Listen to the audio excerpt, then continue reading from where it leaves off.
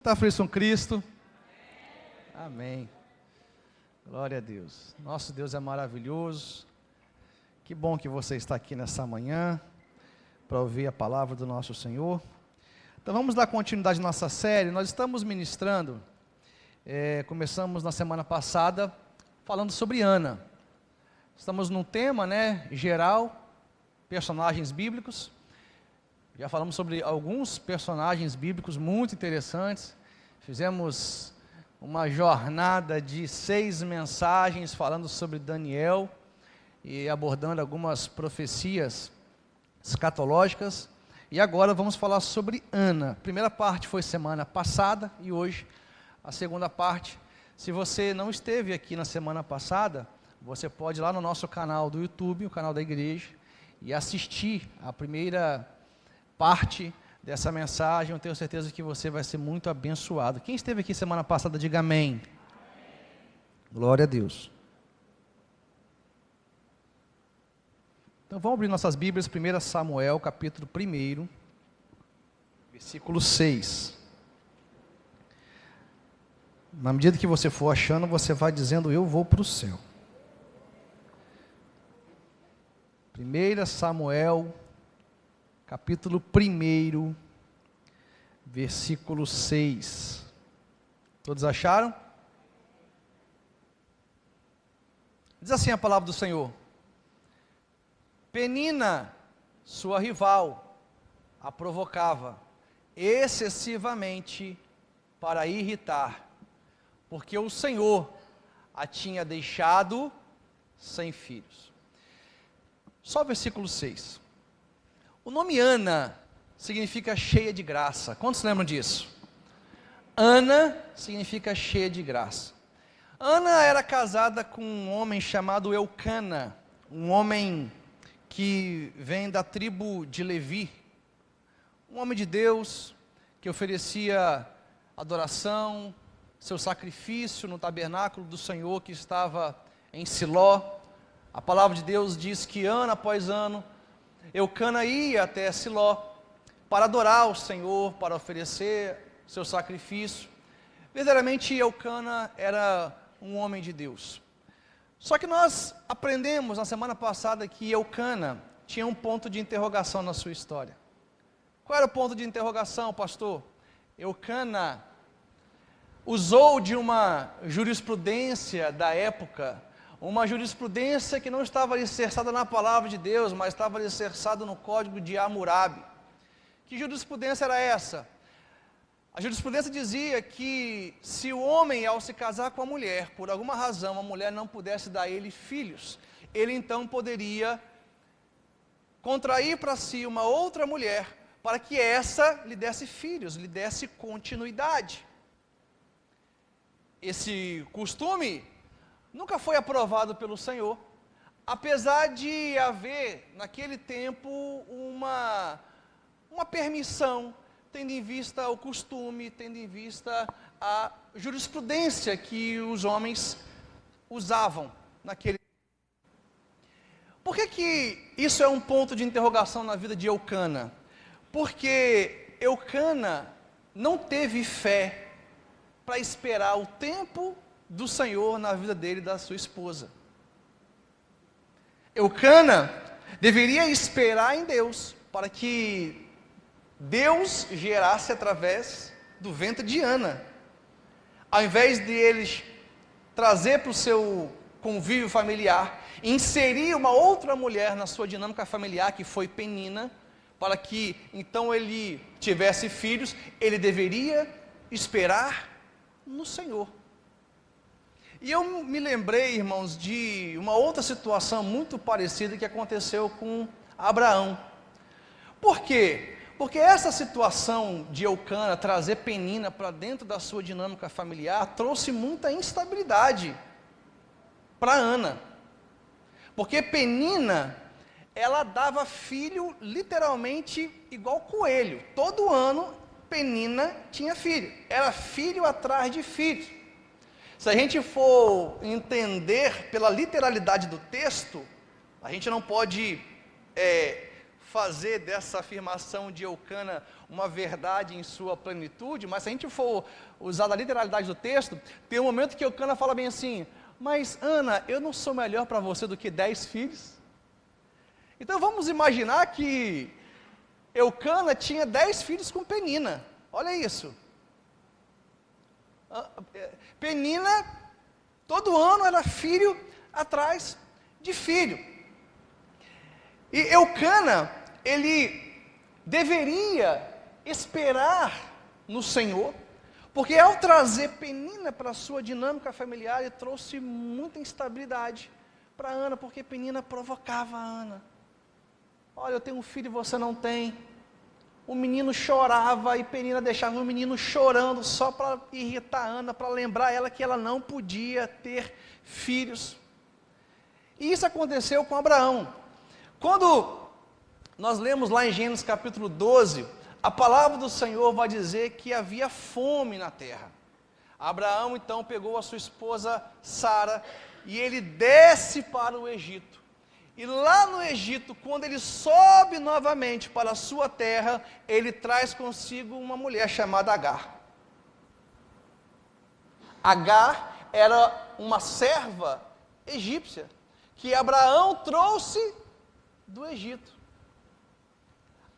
Da mesma forma que Eucana fez, Abraão também fez, trazendo para dentro do seu convívio familiar uma mulher. E essa mulher foi, de certa forma, uma resposta que Sara deu para, entre aspas, a demora de Deus em cumprir a sua promessa de dar filhos para Abraão e Sara. Sara sugeriu: olha, se deita com Agar e tenha filho com ela, porque Deus não está cumprindo a promessa na minha vida de me dar filhos. Abraão e Sara já eram avançados em idade. Então, observe, irmãos, essa situação de Abraão de trazer Agar para o seu convívio familiar trouxe muitos problemas para o casamento deles. E foi uma desobediência. Ali teve um desentendimento. Depois que Agar teve filho, ela começou a desprezar Sara, da mesma forma que Penina fazia com Ana.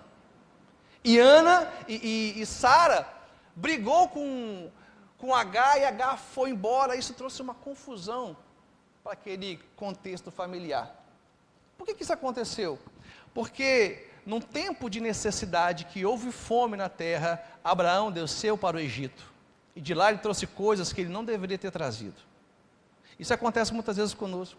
Às vezes, no tempo de necessidade, a gente desce para lugares que não deveríamos descer e trazemos de lá coisas que vai trazer problemas para a nossa história. Às vezes, em momentos de dificuldade, momentos de crise, momentos de instabilidade espiritual, emocional, a gente vai para lugares em desobediência ao Senhor, lugares que a gente não deveria acessar, e a gente traz de lá coisas que nos marcam até os dias de hoje. Eucana fez isso. Eucana trouxe para o seu convívio familiar Penina, para dar a ele filhos, quando na verdade ele deveria esperar no Senhor. Que Deus desse a ele um filho através da sua primeira esposa, que era Ana, porque a primeira esposa de Eucana era Ana. Então, é interessante a gente entender essas circunstâncias que faz parte dessa história. Agora observe, nós aprendemos também na semana passada, estou aqui fazendo um resumo, para que a gente possa entender o que o Senhor vai falar conosco a partir de agora. Na semana passada, nós aprendemos que Eucana, em virtude de Ana não ter filhos, o que Eucana fazia? Dava a ela uma porção dobrada. Todos os anos, quando eles iam para Siló, entregar sua oferta lá no tabernáculo do Senhor, o que Eucana fazia? Dava uma porção para Penina, mas dava uma porção dobrada para Ana. E aí nós entendemos uma coisa muito importante. Quem é que dava mais resultado para Eucana? Penina ou Ana? Penina, porque Penina dava filhos. Penina dava filhos, dava mais resultado para Eucana do que Ana. E nós aprendemos sobre o amor de Deus, porque o amor de Deus não está direcionado para nós porque damos resultado, mas por quem somos na presença dele.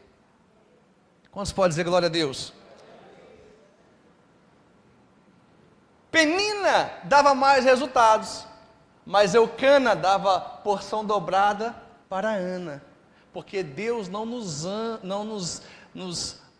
abençoa, né? Deus não libera graça sobre nós, tão somente porque damos resultado, mas porque Ele nos ama. Irmãos, você pode dar resultado na presença de Deus, você pode caminhar em santidade, você pode ganhar milhares de pessoas para Jesus, Deus não vai te amar mais por isso. Ele não te ama porque você dá resultado, Ele te ama por quem você é. Amém, irmãos? Diga assim: Deus não me ama porque eu dou resultado, Ele me ama por quem eu sou. Glória a Deus. Então, Penina dava mais resultado, mas Eucana dava dupla porção para Ana, porque o amor não está direcionado tão somente para quem dá resultado, mas para quem Deus ama, e Deus nos ama. Glória a Deus. Então, Eucana dava porção dobrada para Ana, apesar de Penina dar mais resultado. Agora, quando é que a chave virou na vida de Ana? Porque vamos lembrar, Ana não tinha uma esterilidade fisiológica, biológica. Foi Deus que havia fechado a madre de Ana. Depois que Ana teve Samuel, ela teve mais 5 filhos, 3 homens e 2 mulheres. Ou seja, Ana teve 6 filhos ao todo. A chave do ventre de Ana, da madre de Ana, estava nas mãos de Deus. Não era uma esterilidade normal, fisiológica, biológica, mas era uma intervenção da soberania de Deus na vida de Ana, para que o propósito do Senhor se cumprisse. E a chave virou na vida de Ana, quando ela entendeu que Deus não queria dar somente um filho a ela, Deus queria dar um sacerdote à terra.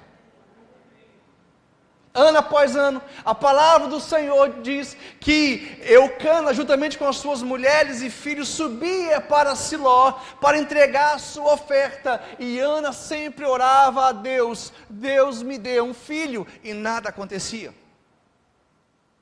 As circunstâncias não mudavam, até que um dia ela entendeu que mais do que dar um filho a ela, Deus queria dar um sacerdote à terra, dar um sacerdote a Israel, porque o sacerdócio estava corrompido. Os filhos de Eli, Ofni e Finéias haviam corrompido o sacerdócio naquele tempo. A palavra do Senhor vai dizer que Ofni e Finéias se deitavam com as mulheres à porta do templo. Quando alguém chegava para entregar a sua oferta de sacrifício ao Senhor, eles pegavam a parte que era primeiro retirada para o Senhor, eles pegavam essa parte, as gorduras do animal, para que eles pudessem consumir. Ofni e Finéias viviam no ministério, não para honrar ao Senhor, mas para satisfazer os desejos deles. Eles eram gananciosos. Ou seja, havia corrupção do sacerdócio naquele tempo. Então Deus precisava restaurar o sacerdócio. Quando Ana entendeu que mais do que dar um filho a ela, Ele queria dar um sacerdote à terra, a Israel, ela mudou a oração. Ela disse: Deus, se o Senhor me der um filho, eu o dedicarei para todo sempre na sua casa, eu o entregarei, eu o consagrarei em sua presença. E foi aí que a chave virou. E a chave, irmãos, vira na nossa vida, a chave vira na nossa história, quando a gente entende que mais do que fazer algo em nós, o Senhor quer fazer através de nós. Quantos podem dizer glória a Deus? Penina gerou muitos filhos. Alguém aqui sabe o nome de um filho de Penina? Ninguém sabe. Algum feito que algum filho de Penina fez, ninguém sabe, porque ela gerou filho, mas não gerou propósito. Quantos podem dizer glória a Deus? Penina gerou filhos, mas não gerou propósito. Ana gerou filhos, mas mais do que isso, gerou um propósito na presença do Senhor. E aí eu fiz uma provocação, e a gente vai começar a mensagem a partir de aqui. Qual foi a provocação que eu fiz na semana passada? Como que Samuel se tornou um sacerdote se ele não vem da linhagem de Arão? Quantos lembram disso? Quantos lembram disso? Essas são as cenas dos próximos capítulos que a gente vai tratar hoje. Observe, irmãos, Samuel, ele era da tribo de Levi. Seu pai, Eucana, de acordo com 1 Crônicas, capítulo 6, versículo 33 a 35, fala que Eucana, ele vem da linhagem de Levi. Só que, de Levi, tiveram vários nascimentos. E Eucana vem de um homem chamado Issar. Só que a linhagem sacerdotal não vem de Issá, a linhagem sacerdotal vem de Arão. Arão gerou Arão, Moisés e Miriam, 3 filhos. O primeiro sacerdote que Deus levantou sobre a terra, pelos padrões da lei, foi Arão. Essa era a linhagem sacerdotal oficial de Israel. Samuel, por mais que ele era um levita, ele não era um sacerdote. Porque, ouça, todo sacerdote é um levita, porque vem de Levi. Mas nem todo levita é um sacerdote. Então, pela oficialidade do cargo, Samuel, ele não poderia ser um sacerdote. O sacerdote, no tempo de Samuel, quem era? Eli e seus filhos Ofni e Finéias, que eles vêm passa por Coate, né? Levi, Coate, aí vem Arão, e aí vem Eli, chega até em Eli, e Ofni e Finéias. Essa era a linhagem sacerdotal. Por que que Deus levantou Samuel para ser um sacerdote, se ele não poderia ser um sacerdote? Irmãos, naquele tempo, havia corrupção no sacerdócio. Deus olhou para a linhagem sacerdotal e viu corrupção. Olhou para a linhagem sacerdotal e ele não via perspectiva de restaurar o sacerdócio por aqueles homens. Então o que Deus fez? Deus levantou o homem pelo coração e não pela linhagem. Porque quando a corrupção se instaurou no sacerdócio, quando o sistema religioso falhou, Deus não ficou preso ao sistema, porque Deus não fica preso ao sistema religioso quando ele falha. Quantos podem dizer glória a Deus? Deus não fica preso a estruturas, quando a estrutura não cumpre o seu propósito, ele rompe com tudo. Deus levantou Samuel pelo coração e não pela linhagem, porque ele queria restaurar a comunhão com o seu povo. Naquele tempo, de acordo com a palavra do Senhor era rara, as visões eram raras. Deus não falava mais com o povo. Por quê? Porque o sacerdócio estava corrompido. Deus então olhou para a linhagem de Eli, olhou para Ofni e Finéias e via as atrocidades que eles faziam, e ele abre mão dessa linhagem e levanta um homem pelo coração para restaurar a comunhão com o povo. Porque é assim que Deus faz, irmãos. Deus não fica preso a uma estrutura religiosa quando ela falha. Deus não fica preso a regras quando as regras falham. Deus não fica preso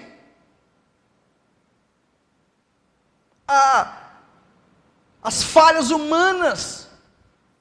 E ele levanta homens, não segundo a linhagem, mas ele levanta homens pelo coração. E isso é um princípio que fica para nós hoje. Sabe por quê? Porque eu e você hoje somos sacerdotes diante do Senhor. Diga assim: eu sou um sacerdote. Deus levantou Jesus como sumo sacerdote, e Jesus não é da tribo de Levi, ele vem da tribo de Judá. Eu aprendo com isso, irmãos, que Deus não está olhando hoje para a nossa linhagem, Ele está olhando hoje para o nosso coração. No exercício do nosso sacerdócio, o que vai nos aprovar, não é se a gente vem da linhagem certa, mas é se temos o coração certo. Amém, irmãos? Às vezes você é filho de pastor, às vezes você cresceu na igreja,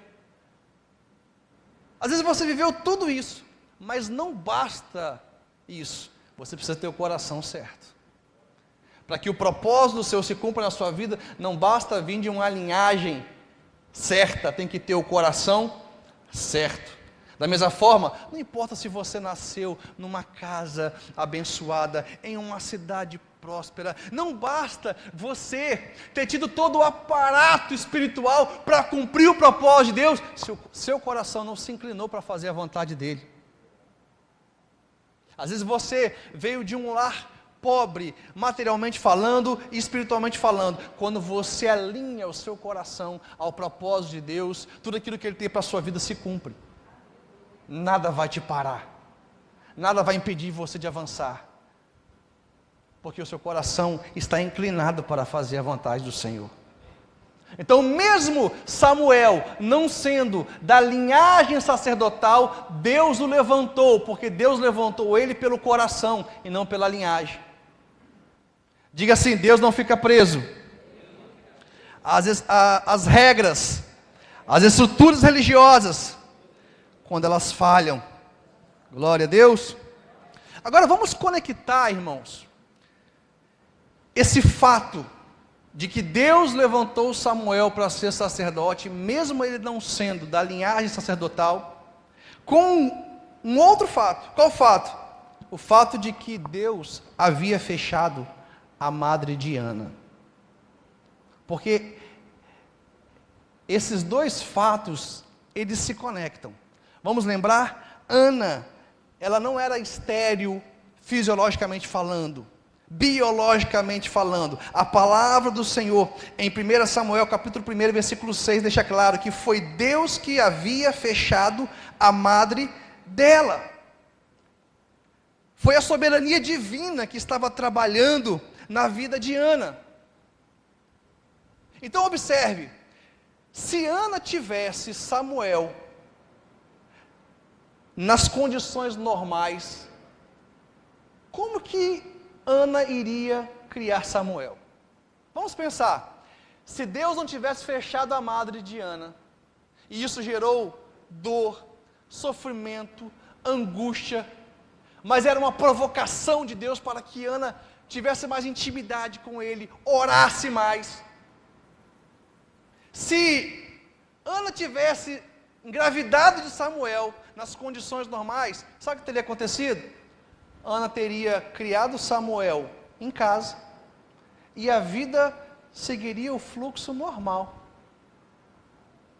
Só que Deus, irmãos, precisava que Samuel crescesse no ambiente certo, para que ele pudesse ser um sacerdote na presença dele, sem ser de uma linhagem sacerdotal. Ele não podia crescer em casa, ele tinha que crescer lá no tabernáculo, diante da arca do Senhor.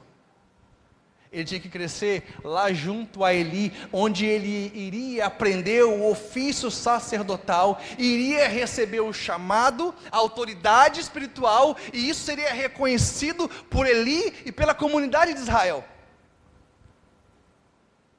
Então ouça, irmãos, o fato de Ana ter experimentado uma dor profunda, uma angústia, em virtude de Deus ter fechado a madre dela, isso fez com que ela orasse mais, buscasse mais a presença do Senhor, que ela buscasse esse milagre. E na medida que ela ia orando, todos os anos, subindo a Siló, ela estava construindo um altar dentro dela. E quando esse altar estava pronto, ela mudou a oração.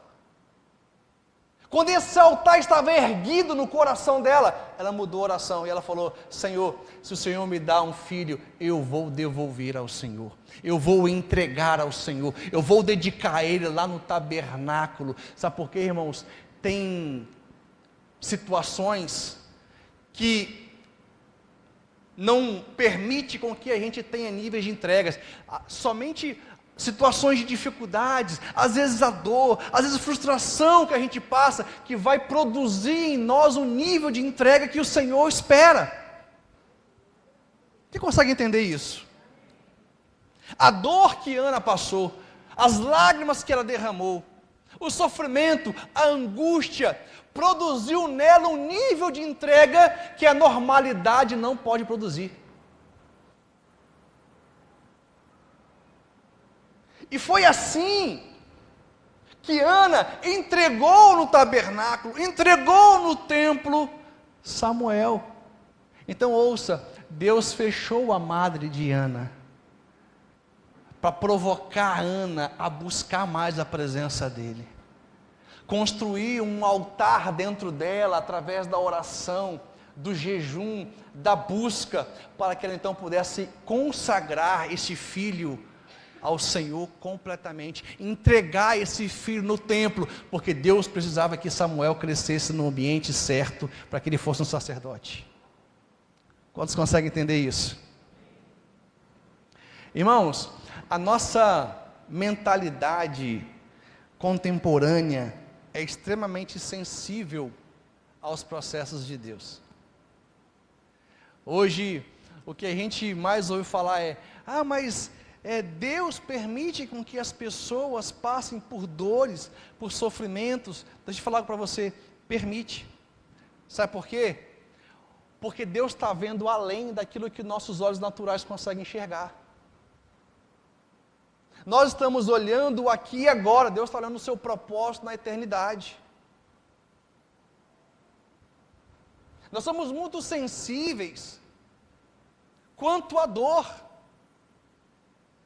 Que Deus é esse que permite com que eu sofra? Que Deus é esse que permite que eu passe por dificuldades? Que Deus é esse que permite que eu experimente dores? Esse é o seu Deus que está cuidando de você e também cuidando do propósito eterno dele.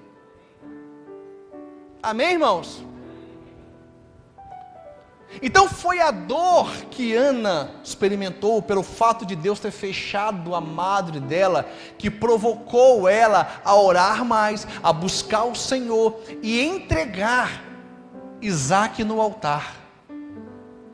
Entregar Isaque lá no tabernáculo, porque Deus precisava que Samuel crescesse lá no tabernáculo e não em casa, como um menino qualquer.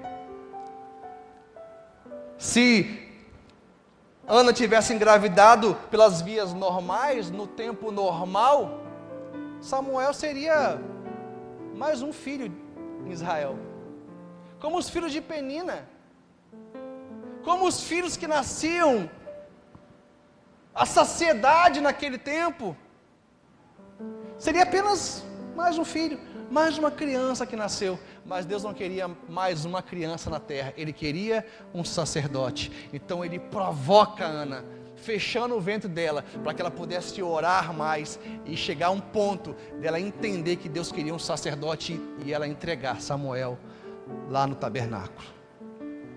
Como você consegue entender isso? Irmão, deixa eu falar algo para você.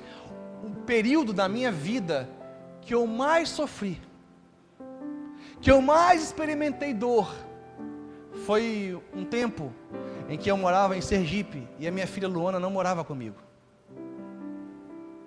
Eu nunca orei tanto na minha vida, eu nunca jejuei tanto. Eu jejuei pela vida da Luana anos e anos a fio, porque Deus tinha me dado uma promessa. Qual foi a promessa? Vai chegar o tempo que eu vou entregar ela a você.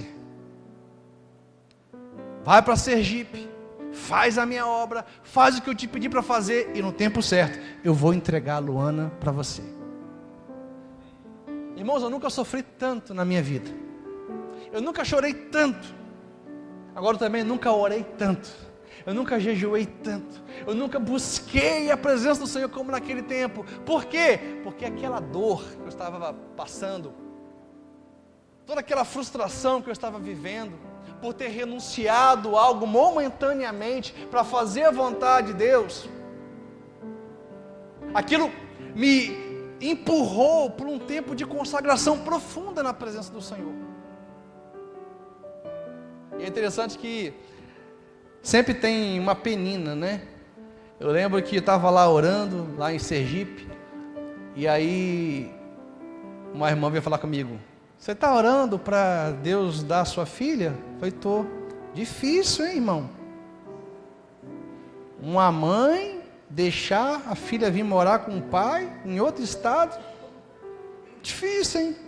Eu falei: isso não é difícil não, é milagre, e eu estou na expectativa do milagre.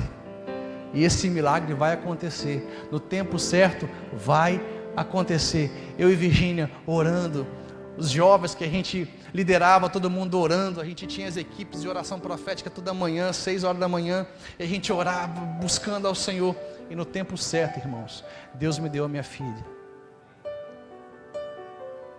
No tempo certo, Deus me deu a minha filha. E sabe o que eu aprendo com isso? Na medida que eu orava ao Senhor pela minha filha, eu jejuava pela minha filha, eu estava empurrando a minha filha para o propósito de Deus.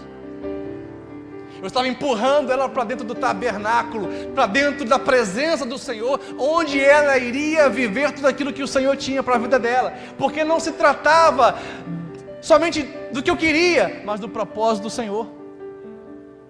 E hoje eu vejo a minha filha uma bênção na presença de Deus, fluindo na presença do Senhor, fluindo no ministério, sendo aquilo que o Senhor projetou para que ela seja. Sabe por quê, irmãos? Porque às vezes é nesses momentos de dor, de sofrimento, em que você ora, que você está empurrando aquilo que você quer para dentro do propósito do Senhor. Porque não basta ter filhos, nós precisamos gerar propósito. Quantos podem dizer glória a Deus? Então, foi quando Ana entendeu que Deus queria dar um sacerdote à terra, que ela fez um voto ao Senhor, que mudou o destino de Samuel. 1 Samuel, capítulo 1, versículo 11, ela faz uma oração: Senhor dos exércitos, se de fato olhares para a aflição da sua serva, e te lembrares de mim, e não te esqueceres da sua serva, e lhe deres um filho homem, eu o dedicarei ao Senhor por todos os dias da sua vida, e sobre a cabeça dele não passará navalha. Então, quando ela entende que Deus queria dar um sacerdote à terra, ela fala: se o Senhor me der um filho, eu vou devolver ele ao Senhor. Se o Senhor me der um filho, eu vou consagrar ele ao Senhor. Eu o dedicarei ao Senhor por todos os dias da sua vida. Ou seja, irmãos, a dor alinhou o desejo de Ana de ter filho ao propósito de Deus. A dor que muitas vezes você passa está alinhando o seu desejo ao propósito de Deus. Só que a gente não quer sentir dor, né? A gente não quer sofrer, a gente não quer passar por dificuldades. A gente é muito sensível, essa geração do século presente é muito sensível, e muitas vezes nós abrimos mão do plano de Deus, abrimos mão do projeto de Deus, porque não estamos dispostos a suportar o processo. Eu falei na semana passada que para todo Samuel tem que ter uma Ana. Sabe qual é o problema? A gente quer Samuel, mas não quer ser Ana. A gente quer o resultado, mas a gente não quer viver o processo que Ana viveu. Qual foi o processo que Ana viveu? Anos e anos sem resposta. Anos e anos sofrendo. Anos e anos passando por uma dor intensa, pelo fato de não poder ter filhos, e isso era uma vergonha naquele tempo. Anos e anos passando dificuldade. A gente não quer vivenciar o processo, a gente quer sempre o atalho, a gente quer que as coisas na nossa vida aconteçam de maneira rápida. A gente não quer ser Ana, mas queremos o Samuel, queremos o resultado. Para todo Samuel, para todo resultado de bênção, frutífero, para todo milagre, Deus precisa levantar uma Ana dentro de nós. Alguém cheio da graça do Senhor, que está disposto a ser provocado por Deus, para orar mais, para buscar mais, para jejuar mais, e assim o nosso desejo vai sendo alinhado ao propósito do Senhor. Eu não quero, irmãos, que Deus me dê nada que não esteja alinhado com o propósito dEle. Porque não se trata do que o Senhor nos dá, se trata de como nós recebemos aquilo que Ele nos dá. Eu me lembro que uma vez eu estava aconselhando um casal lá em Sergipe, e na verdade a história é assim, eles estavam casados, se amavam, se curtiam, tinham um filho, e de repente, passando por dificuldade financeira, de repente eles receberam uma proposta para ir trabalhar em outro lugar. E ele falou assim com a mulher, com os filhos: eu vou, quero em outro estado, eu vou organizar tudo, daqui a pouco eu volto, e eu pego vocês para a gente ir para lá. Eles estavam em Sergipe, e a operação era no Pará. Aí ele foi para lá, chegou lá recebendo 10 vezes o salário que ele ganhava, começou a prosperar financeiramente, assumiu uma posição de diretoria, a cidade era pequena, e aí ele ficou conhecido, começou a jantar com prefeitos, com governadores, porque era uma planta muito grande que ele estava cuidando, todo mundo queria estar perto dele, e aí de repente ele se envolve com outra mulher. Esse homem, depois de que se envolveu com essa mulher, ele nunca mais voltou para buscar sua esposa e seu filho. E eu e Virgínia fomos aconselhar a mulher, ela acabada. Imagina, uma mulher que dedicou sua vida inteira para a família, para o esposo, para o filho, na hora de entrar na terra prometida, na hora de vencer aquela dificuldade financeira toda que eles vivenciavam, na hora da bênção, o marido escolhe uma outra mulher, mais nova, e ele começa a ter um relacionamento com ela e nunca mais voltou para buscar a sua esposa e seus filhos. E a Virgínia aconselhando a mulher, ela chorando, com dor, sofrendo. E ali eu fiz uma aliança com o Senhor, porque muitas vezes, irmãos, é nos aconselhamentos que eu faço os meus votos diante do Senhor.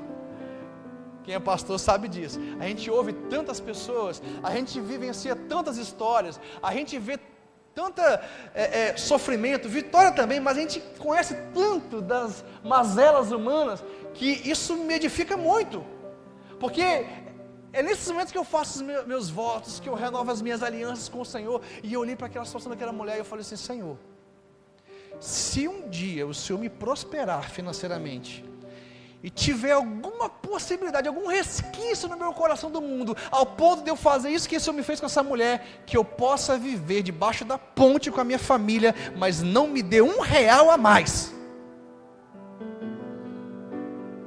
Não me dê R$1 a mais, porque eu não quero dinheiro e perder minha família.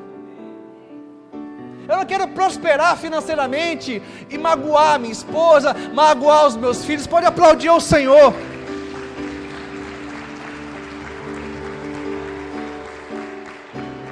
Porque do que adianta o homem ganhar o mundo e perder a sua alma? Quando eu olhei aquela mulher, eu falei assim: Senhor, se há possibilidade, o Senhor me conhece em sua onisciência, se há alguma possibilidade de eu fazer isso com a minha casa, eu te peço agora, eu faço aliança agora, não me dê R$1 a mais, que eu possa viver nessa prova, nessa dificuldade, nessa luta, a vida inteira, mas que eu possa honrar o teu nome em todo o tempo. Essa é a minha aliança que eu tenho com o Senhor, esse é o meu voto que eu tenho com o Senhor, esse é meu compromisso que eu tenho com o Senhor. Eu não quero ganhar o mundo, irmãos, e perder a minha alma. Então observe que a dor alinha os nossos desejos ao propósito de Deus. Quantos podem dizer glória a Deus? Aleluia. Outro ponto interessante: se Ana tivesse engravidado naturalmente, no tempo normal, talvez ela teria agradecido, mas não consagrado. Se Ana tivesse engravidado de Samuel, dentro da normalidade, no tempo normal, de repente ela teria dito: Senhor, muito obrigado. Mas ela não teria dito assim: Senhor, eu entrego nas suas mãos. Ela teria agradecido, mas não teria consagrado. Porque tem coisas, irmãos, que é a dor que gera, são as dificuldades que geram, são as frustrações que geram. Tem coisas que requer um nível mais profundo de entrega, e vai ser necessário que a gente experimente algumas situações da nossa vida para que isso seja gerado dentro de nós. Muitas vezes isso acontece. Às vezes você quer um filho, aí você fala: Senhor, me dá o filho, eu tenho um sonho de ter um filho. Aí Deus vai, concede a sua oração e te dá um filho, e você pega essa criança e você não apresenta ele ao Senhor na igreja, e você não investe na vida espiritual dele, e você não aponta o seu filho para o propósito de Deus. Você agradeceu, mas não consagrou. Você recebeu, mas não consagrou. A gente faz isso com muita facilidade. A gente passa a se relacionar com aquilo com um sentimento de posse. Irmãos, a palavra do Senhor vai dizer que filho é herança do Senhor. Se filho é herança do Senhor, nós temos que apontá-lo para a glória dele. Filho não é para você, filho é para o Senhor. Deus permite que a gente cuide dos filhos dele, mas é passageiro. Tem um tempo determinado, porque filhos, irmãos, é herança do Senhor. Então os seus filhos você precisa apontar para a glória de Deus. Não basta agradecer, tem que consagrar. Às vezes um trabalho, eu já vi isso acontecer muito na igreja: pastor, ora comigo para Deus abrir uma porta de emprego, para Deus abrir uma oportunidade financeira, eu estou passando por dificuldade. Aí Deus vai, abre a porta, dá um emprego, dá uma oportunidade para ele. Daqui a pouco Deus vira segundo lugar na vida dele, porque ele fala: não tenho mais tempo para ir para a igreja, eu não tenho mais tempo para buscar o Senhor, eu não tenho mais tempo para orar, eu não tenho mais tempo para jejuar, eu não tenho mais tempo para Deus. Agradeceu, mas não consagrou. Recebeu, mas não consagrou. Eu e o pastor Jefferson conhecemos uma pessoa que orava para ter um carro. Quando Deus deu o carro, desviou. Deus deu o carro, pegou o carro, foi para Gandaia. Falei: ué, mas esse carro foi maldição na sua vida? Não é que o carro era maldição, mas é porque o coração dele recebeu, mas não consagrou. Recebeu, agradeceu, mas não consagrou. Porque não basta gratidão, irmãos, tem que ter consagração. Mais do que gratidão, Ana teve consagração. Ela falou: obrigado, Senhor, por ter me dado Samuel, mas eu devolvo ele a ti. É do Senhor. Irmãos, nós precisamos lidar com tudo aquilo que Deus nos concede dessa forma. Não basta receber, não basta agradecer, nós precisamos aprender a consagrar. É do Senhor. A roupa que você está vestido hoje, você não vai levar ela para o céu. O carro que você tem, você não vai levar ele para o céu. O seu patrimônio, você não vai levar ele para o céu. Então consagre ao Senhor, para que isso possa produzir riquezas na eternidade. Quantos podem dizer glória a Deus? Deus, eu quero um ministério, me levanta no seu ministério. Aí Deus te levanta, te dá a oportunidade para você exercer o ministério, e daqui a pouco o ministério se torna ego. É ministério para que você seja reconhecido. Você quer pregar, você quer cantar, você quer estar na frente para ser reconhecido, não para engrandecer o Senhor. Você recebeu, mas não consagrou. Você agradeceu a Deus pelo seu ministério, mas não consagrou ele ao Senhor. Como nós cantamos aqui nessa manhã: convém que a gente diminua e ele cresça. Ministério não é para você ser reconhecido, é para que o Senhor seja exaltado.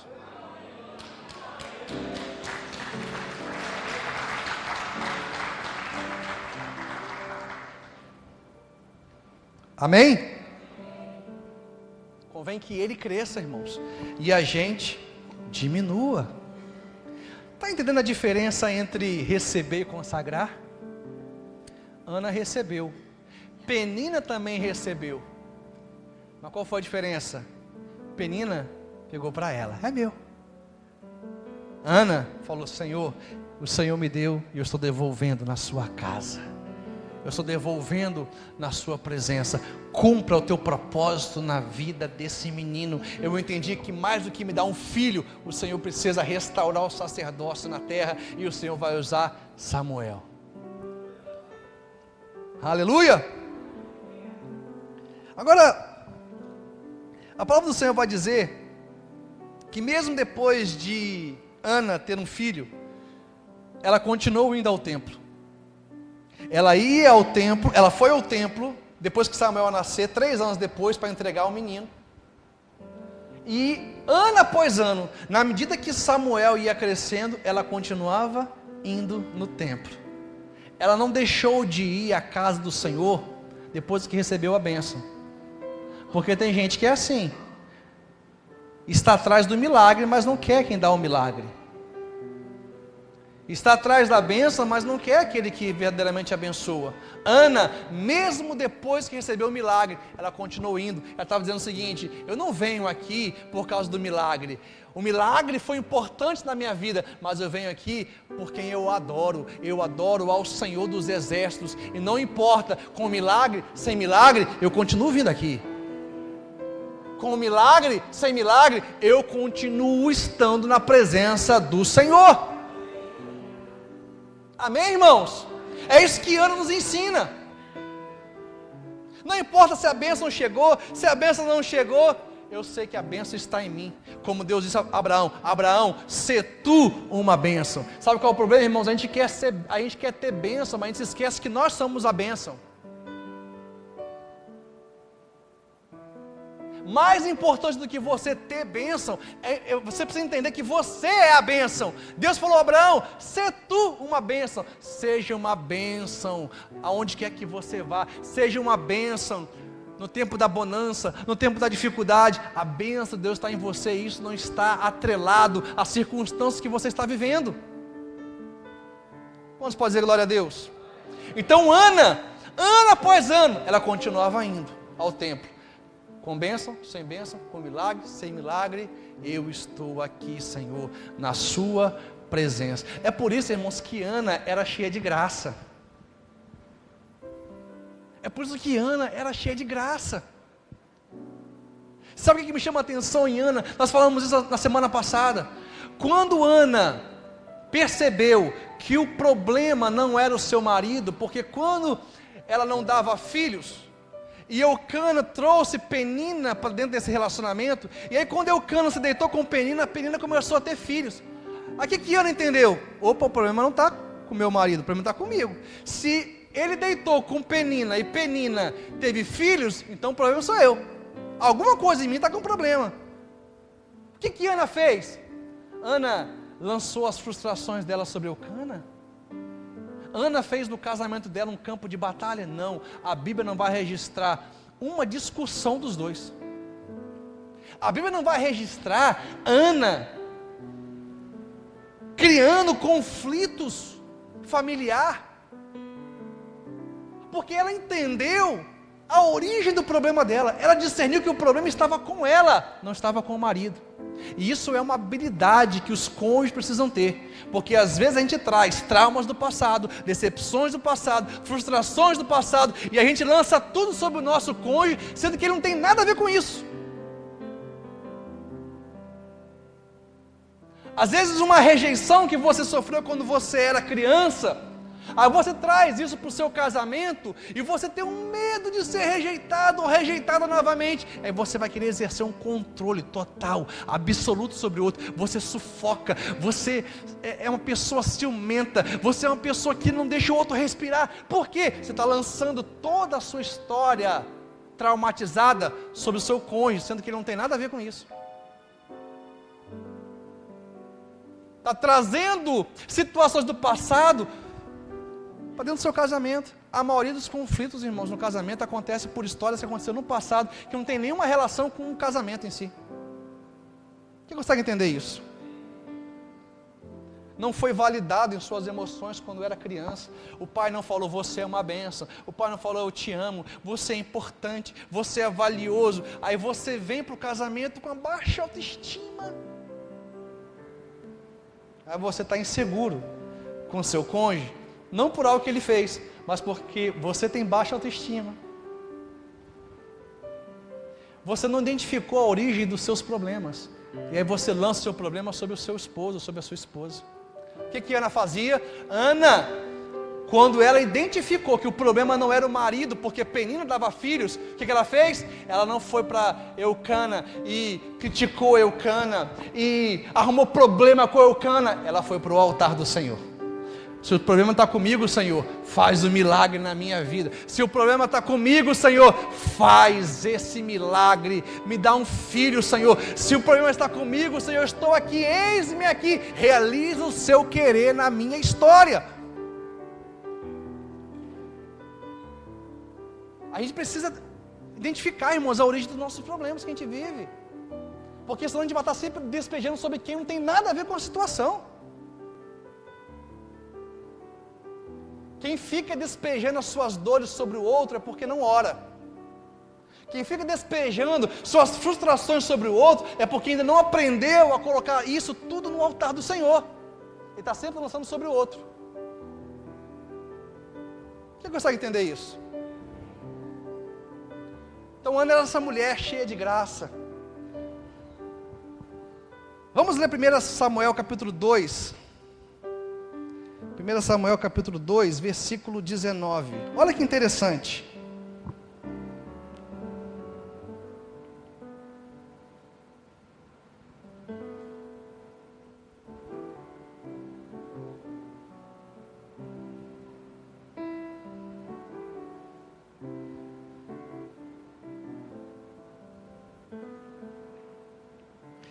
Versículo 18.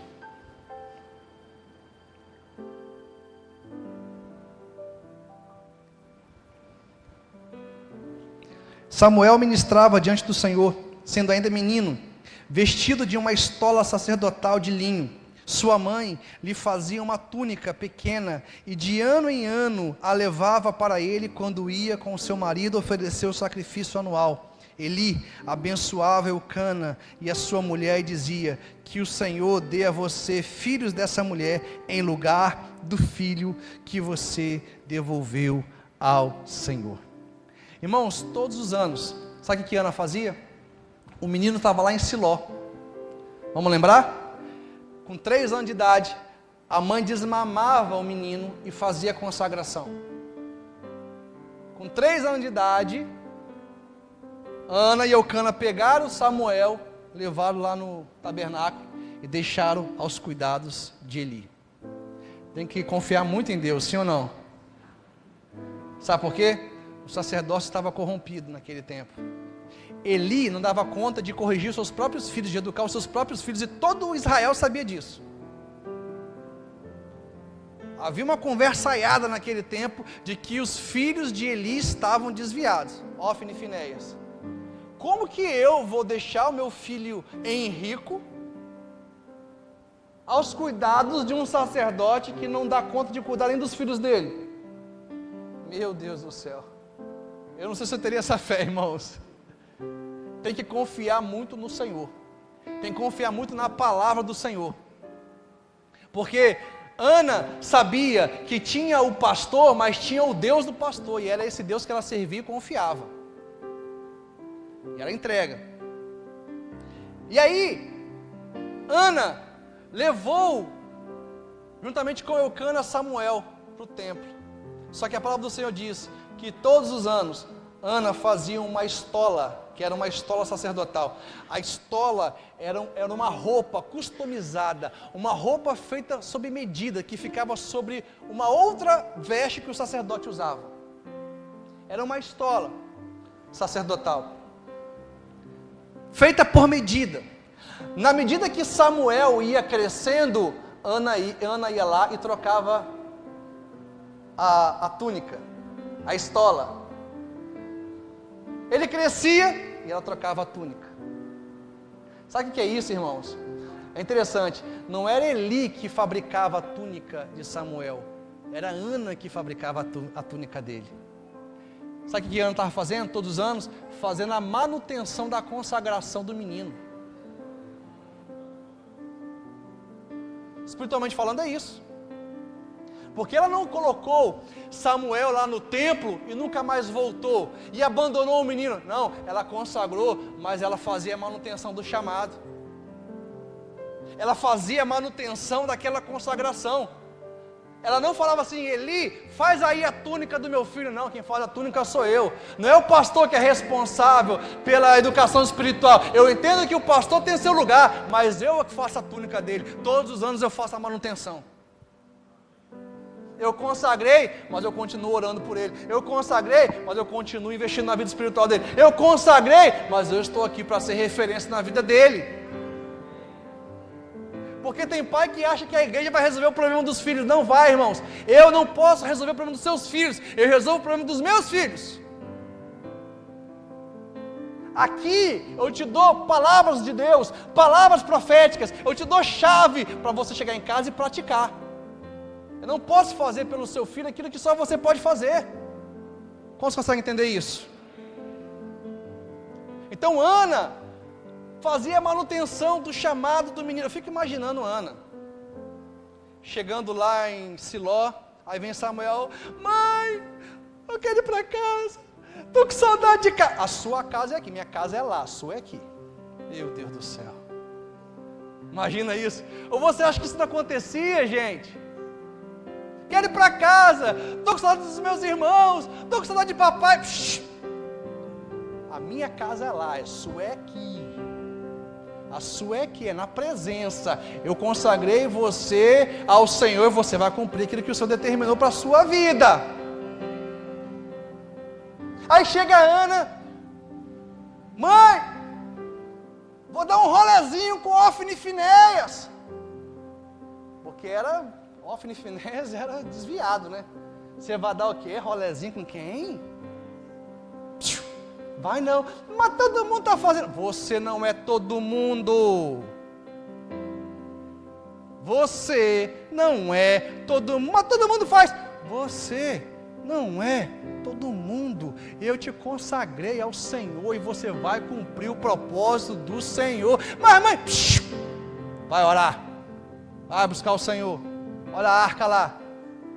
Vacila não, se encosta na arca, cai duro. Dá mole, né, pastor Jeff? Dá mole para você ver. Fica aí de rolezinho com Ofni e Finéias. Irmãos, ela fazia a manutenção do chamado, da consagração do menino. Você precisa fazer a manutenção do chamado espiritual dos seus filhos. Você precisa orar por eles. Posso falar uma coisa? A minha esposa faz isso muito bem lá em casa.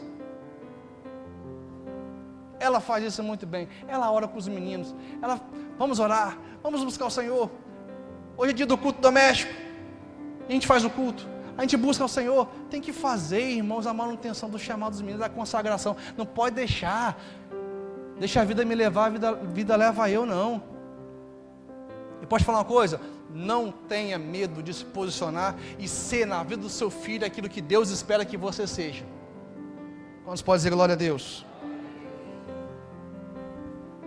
Seja aquilo que Deus espera que você seja.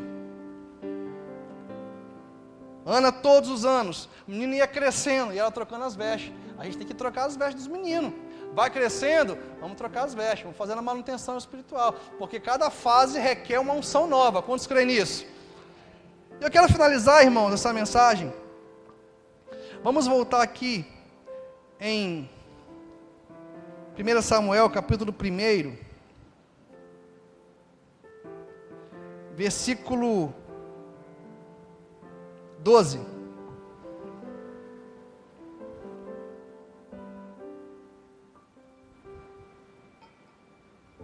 Essa do rolezinho foi boa, né?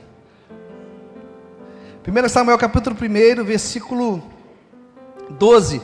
Ana continuava a orar diante do Senhor O sacerdote Eli começou a observar o movimento dos lábios dela, porque Ana só falava em seu coração. Os seus lábios se moviam, porém não se ouvia nenhuma voz. Por isso, Eli pensou que ela estava embriagada e lhe disse: até quando você vai ficar embriagada? Trate de ficar longe do vinho. Porém Ana respondeu: não, meu senhor, eu sou uma mulher angustiada de espírito, não bebi vinho, nem bebida forte, apenas estava derramando a minha alma diante do Senhor. Não pense que essa sua serva é ímpia. Eu estava orando assim até agora, porque é grande a minha ansiedade e a minha aflição. Então ele disse: vá em paz, e que o Deus de Israel lhe conceda o que você pediu. Ana respondeu: que eu possa encontrar favor aos seus olhos. Então ela seguiu o seu caminho, comeu alguma coisa, e o seu semblante já não era triste. Versículo 19. Eles se levantaram de madrugada, adoraram diante do Senhor, depois voltaram para casa em Ramá. Eucana teve relações com Ana, sua mulher, e o Senhor se lembrou dela.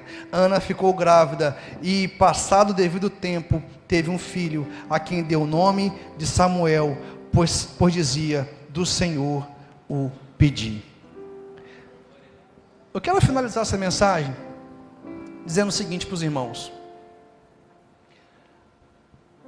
foi no templo, foi lá no tabernáculo em Siló, diante do sacerdote Eli, que Ana recebeu uma palavra de Deus na vida dela. Foi estando na presença do Senhor. Ali o sacerdote falou: que o Senhor conceda a sua petição, que o Senhor faça de acordo com o que você está pedindo. Mas ouça uma coisa, ela recebeu a palavra no templo, ela recebeu a palavra na igreja, mas o milagre aconteceu onde? Dentro de casa. Quem conseguiu pegar essa? Ela recebeu a chave lá no templo, mas o milagre foi dentro de casa. Eu estou te dando uma chave. Todo domingo te dou uma palavra aqui nessa igreja. Todo domingo abençoo a sua vida. Todo domingo te dou uma direção. O milagre vai acontecer quando você pegar essa palavra e praticar dentro da sua casa. Porque Ana pegou a palavra profética, Ana pegou a palavra de Deus. Sabe o que ela fez? Ela foi para Ramá. Ela já não estava mais triste, ela já não estava mais com o semblante caído, porque ela recebeu uma palavra. A gente tem que sair da igreja, irmãos, animado, feliz, porque Deus nos visitou nessa manhã, porque Deus falou conosco, porque Deus nos instrumentalizou, espiritualmente falando, para que a gente possa vencer nessa semana. A gente sai daqui alegre, feliz, com fé. A gente sai daqui cheios da presença do Senhor, mas a gente precisa entender que é chegando em casa que a gente tem que praticar para o milagre acontecer. Sabe qual é o problema? Você recebe as chaves, você recebe a palavra de Deus, a palavra profética, e você chega em casa na primeira contrariedade, na primeira circunstância contrária, na primeira insatisfação, você fala: aquilo lá que o pastor falou, não vai acontecer não. Aquilo lá era na vida de Ana, na minha vida, nada acontece. Irmãos, você tem que pegar a palavra e você tem que levar para a sua casa, porque o milagre acontece em casa. Quantos podem dizer glória a Deus? Diga assim: eu recebo, Senhor, essa palavra, eu recebo, essa palavra, eu recebo, essa palavra, e eu vou levar ela para minha casa, para o meu lar, porque eu entendo que o milagre acontece é lá na minha família, é praticando aquilo que eu aprendi do Senhor nessa manhã. Você pode aplaudir o Senhor bem forte?